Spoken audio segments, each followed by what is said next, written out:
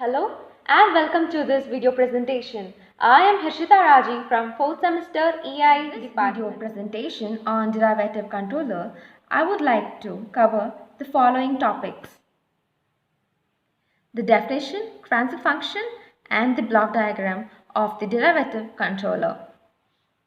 Before knowing what a derivative controller is, we must first understand what a controller does.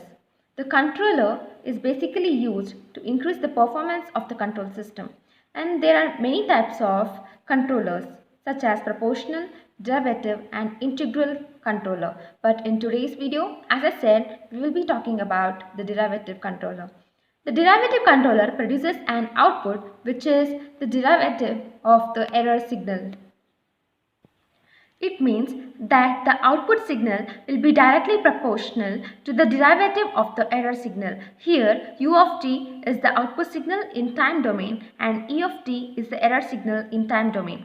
As they are directly proportional to each other, we need a constant proportionality in order to remove the directly proportional symbol.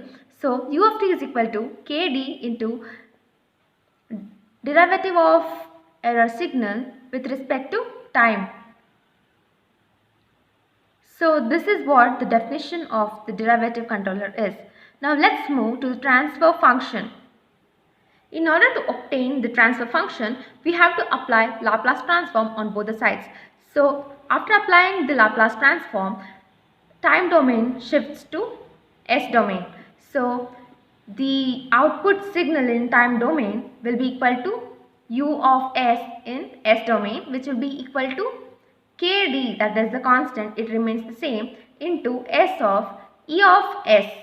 So the transfer function, that is output by the error signal, will be equal to kd times s.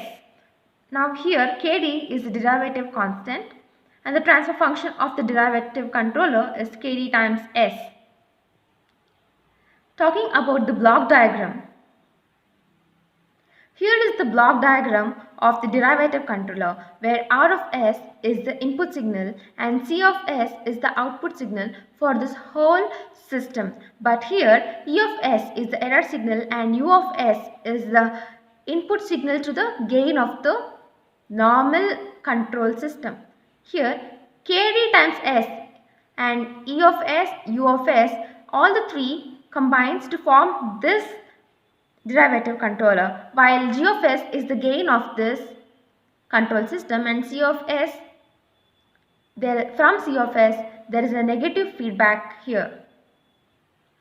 But the question is, why are we exactly using this derivative controller? So this type of controller is used to improve the stability of the system. And how does it do that? The number of zeros are responsible for the increase of stability of the system. As the number of zeros increases, the stability of the system also increases.